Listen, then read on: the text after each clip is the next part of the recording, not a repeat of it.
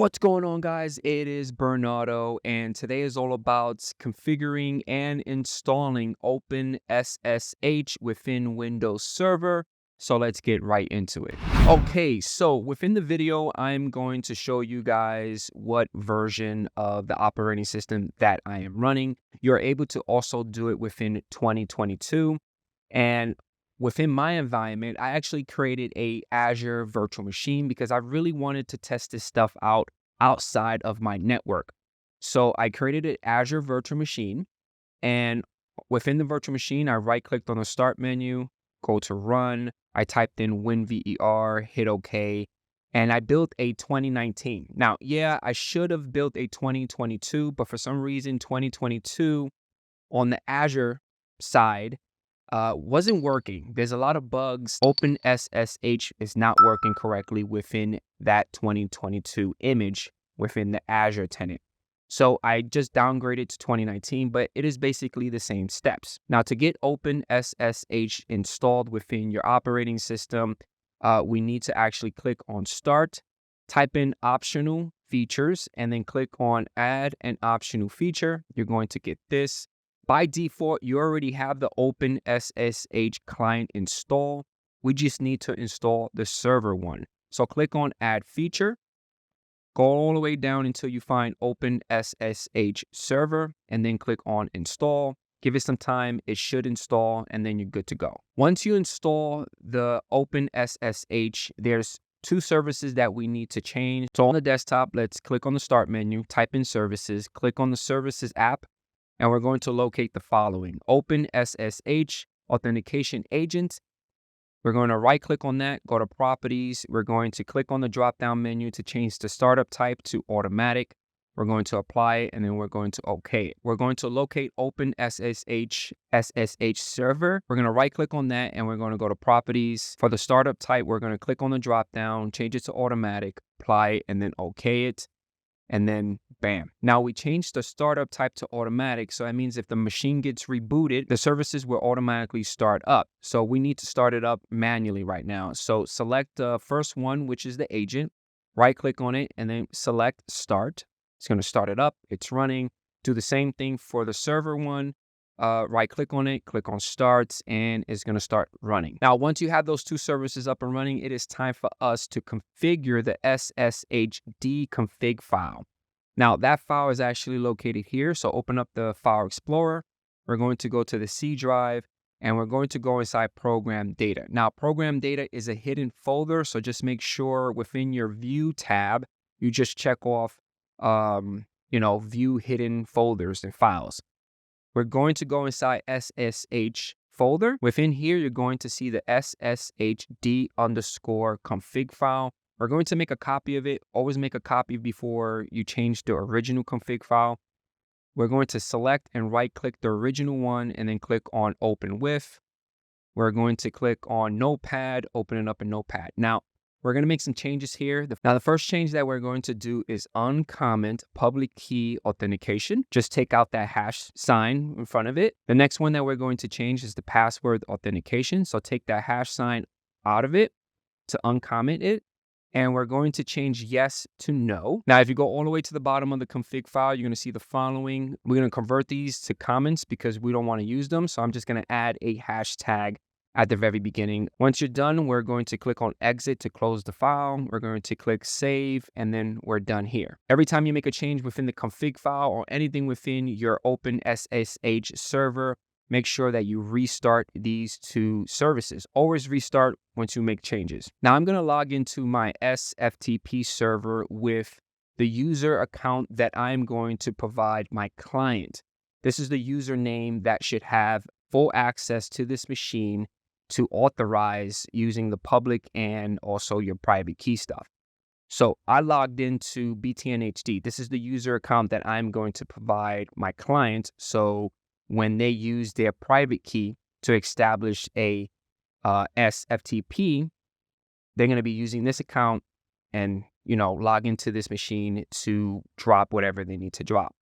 Now I'm going to show you guys all this stuff. So within this account, we need to create an authorized key file. Now to do that, we're going to open up the File Explorer.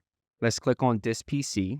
Let's go to C drive. Let's go to the users folder. I'm going to double click on the BTN-HD because that is the user profile that I am logged into. And then within here, I'm going to right click. I'm going to go to new and I'm going to click on folder. Now the folder name is going to be .ssh. Hit enter.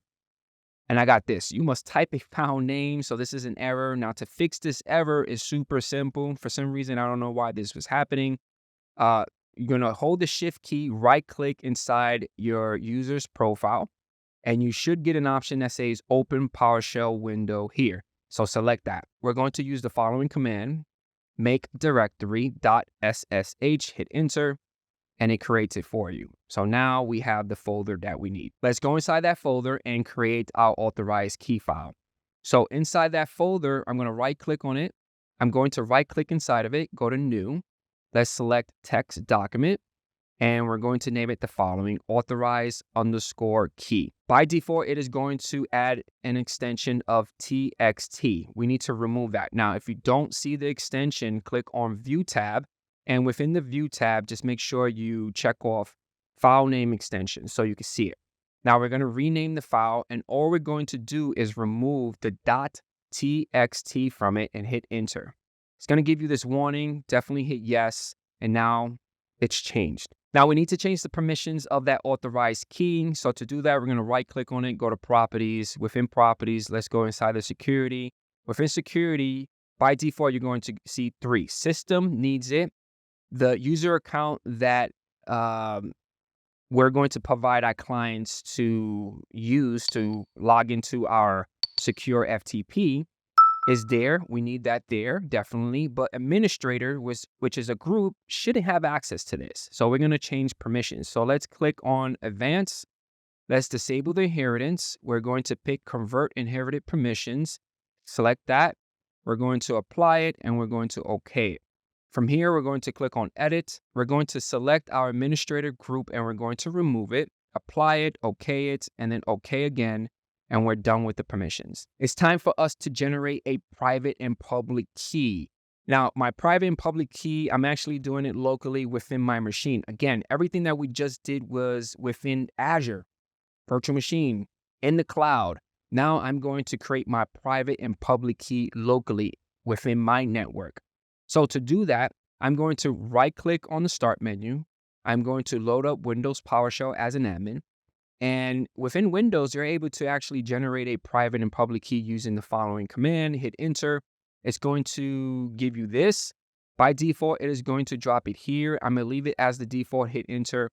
And best practice is to enter a password, a passphrase. This is like your second layer, because if your private key file is lost or someone gets a hold of it and they try to use it to establish a connection to a secure FTP, if they don't have the password, they can't use it. If it doesn't have a password, it automatically allows them to get into that secure FTP. You don't want that. That's a no-no. So make sure you enter a passphrase there, confirm it, and once you're done, you're going to get this. Now, for this video, I did not add a passphrase because this is all testing, and that Azure Virtual Machine is going to get deleted once I am done. When you open up that .ssh folder, you're going to see 2 files. One of them does not have an extension, and that is your private key. That is the one that you have, which has that second layer. Don't lose it. And the other one has a PUB extension, which is your public key. If you select it, right click on it, and you open it up within Notepad or Notepad++, this is what you need to provide your client, whoever you need to get access into their secure FTP site, right? So I'm actually going to copy this. I'm going to head to the Azure Virtual Machine, and I'm going to open up that authorized_keys folder, and we're going to open it up within Notepad, and then within Notepad, paste it. We're going to exit out of that. We're going to click save. All right, so we just added a authorized person within our authorized_keys file. So as always, we need to restart the services. So I'm actually logged into an admin on the Azure Virtual Machine. I open up services and I restarted those 2 services. Just restart the services. Any changes that you do, just restart them. Now, I'm going to use WinSCP to establish the connection using my private key. So I open it up.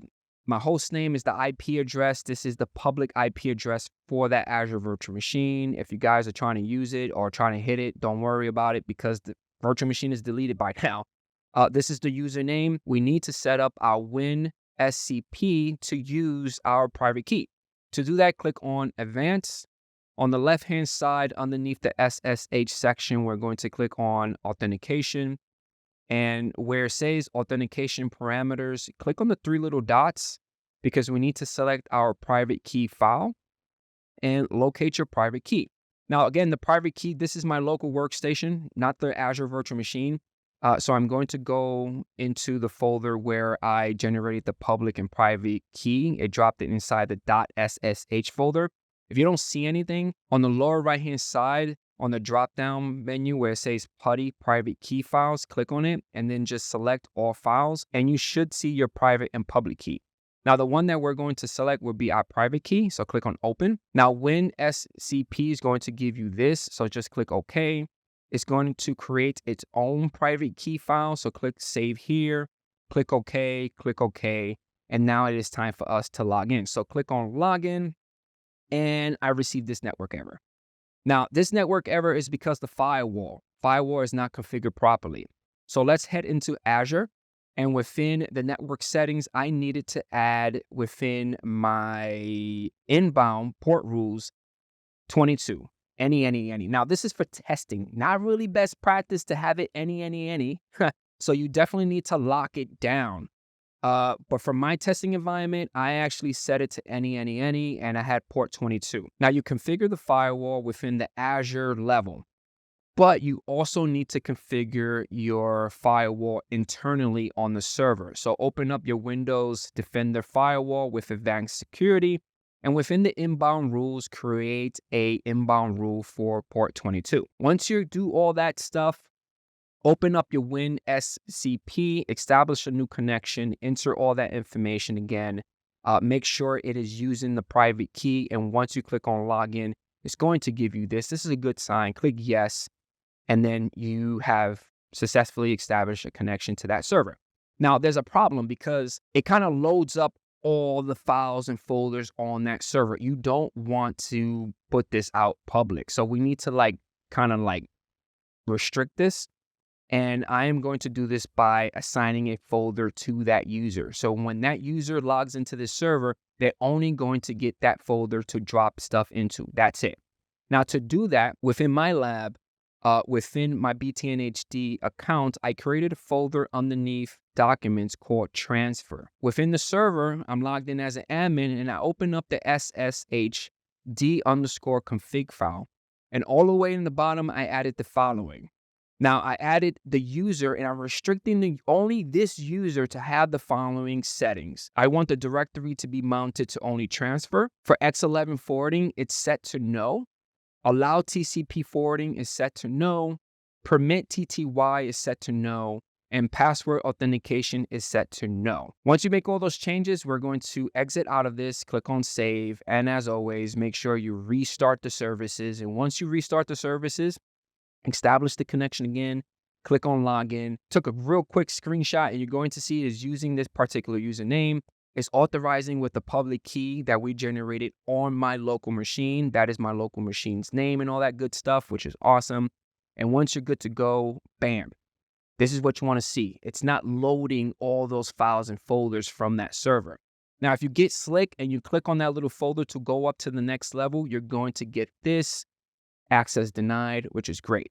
Now, to test this out, on the left-hand side, I selected Rufus. I right-clicked on that exe file.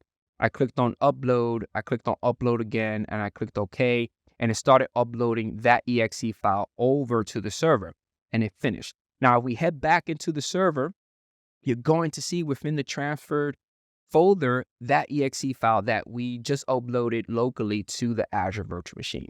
And that's it, guys. Hopefully you guys enjoyed this video, and I'll catch you guys on the next one. Peace out.